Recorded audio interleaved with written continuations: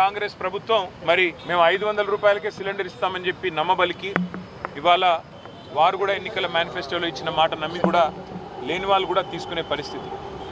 కానీ యుద్ధం ప్రారంభమైన తర్వాత ఇవాళ ఎల్పిజి గోడౌన్లు ఎక్కడెక్కడైతే ఉన్నాయో, డిస్ట్రిబ్యూషన్ నెట్వర్క్లు ఎక్కడెక్కడైతే ఉన్నాయో ఇవాళ అంతటా కూడా చాంతాడంత లైన్లు, ఎక్కడికక్కడ పెద్ద ఎత్తున ప్రజలు ఆందోళన వ్యక్తం చేసే పరిస్థితులు ఇవాళ నెలకొని ఉన్నాయి. ఒకవైపు కేంద్ర ప్రభుత్వమేమో పార్లమెంట్లో అడిగినా, పార్లమెంట్లో మాట్లాడినా, బయట మాట్లాడినా ఏ కొరత లేదు, మేము చూసుకుంటున్నాము, మేము మేనేజ్ చేస్తాము అని వారు చెప్తా ఉన్నారు, నమ్మబలుకుతూ ఉన్నారు. కేంద్ర పెట్రోలియం శాఖ మంత్రి మాట్లాడినా, ప్రధానమంత్రి మాట్లాడినా ఏమీ లేదు, అంతా బాగానే ఉంది అని విశ్వాసాన్ని కల్పించే విధంగా వారు మాట్లాడుతున్నారు. కానీ క్షేత్రస్థాయిలో పరిస్థితులు అట్లా లేవు. ఇవాళ ఏ గోడౌన్ కాడికి పోయినా భారీ క్యూ లైన్లు, భారీగా ప్రజలు ఆందోళనలో ఉన్నారు.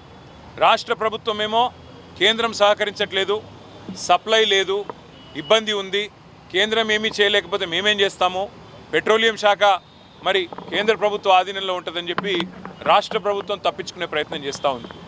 మాకున్న విశ్వసనీయమైన సమాచారం ఏంటి అంటే కేంద్ర ప్రభుత్వం కూడా ఈ 4-5 రాష్ట్రాల్లో ఏవైతే ఎన్నికలు ఉన్నాయో అప్పటిదాకా ఆగి మే 4 తర్వాత మరి సిలిండరు సైజును కూడా తగ్గించే ప్రయత్నం చేస్తూ ఉన్నారు అనేది మాకున్న విశ్వసనీయమైన సమాచారం. 12 కిలోలు కాకుండా 10 కిలోలు ఏదో చేయాలి అని ఒక ఆలోచన చేస్తూ ఉన్నారు. లేదు, నిజంగానే సప్లై లేదు, ఇబ్బంది అవుతుందని చెప్పి చెప్తా ఉన్నారు.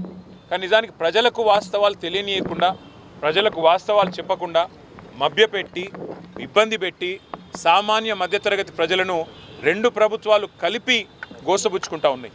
అటు కేంద్రము, ఇటు రాష్ట్రము ఇద్దరు కూడా ఈ విషయంలో స్పష్టమైన సమాధానం చెప్పాలి, ప్రజల్లో విశ్వాసం నింపాలి, ప్రజల్లో ఒక భరోసా నింపి ఏ రకమైన ఇబ్బంది కాకుండా అవసరమైతే మరి వారికి ఉండే దౌత్య వ్యవహారాల శాఖ ద్వారా మరి అవసరమైతే ఇతర దేశాలతో మాట్లాడి, ఇరాన్లో ఇబ్బంది ఉంటే మరో చోట మాట్లాడి తెప్పించాలని మేము డిమాండ్ చేస్తూ ఉన్నాం.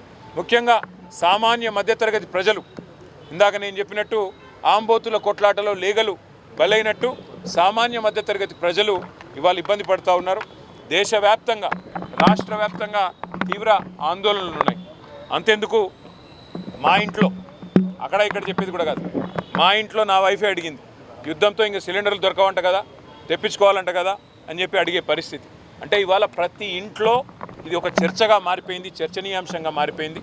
కాబట్టి ఈ విషయంలో వెంటనే కేంద్ర రాష్ట్ర ప్రభుత్వాలు ఒక వివరణ ఇచ్చి మరి కేంద్రంలో, రాష్ట్రంలో కొరత లేకుండా చూడాలని, వెంటనే ఈ విషయంలో ఒక సకారాత్మకమైన వైఖరి ప్రకటించాలని చెప్పి రాష్ట్ర ప్రభుత్వాన్ని డిమాండ్ చేస్తున్నాం.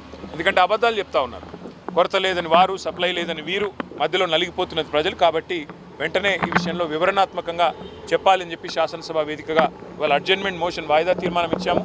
చర్చకు పట్టుబడతాము. ప్రభుత్వం స్పందిస్తే మంచిది, స్పందించకపోతే తప్పకుండా ప్రజల తరపున ప్రశ్నలు అడుగుతూనే ఉంటాం, నిలదీస్తూనే ఉంటాం. Thank you.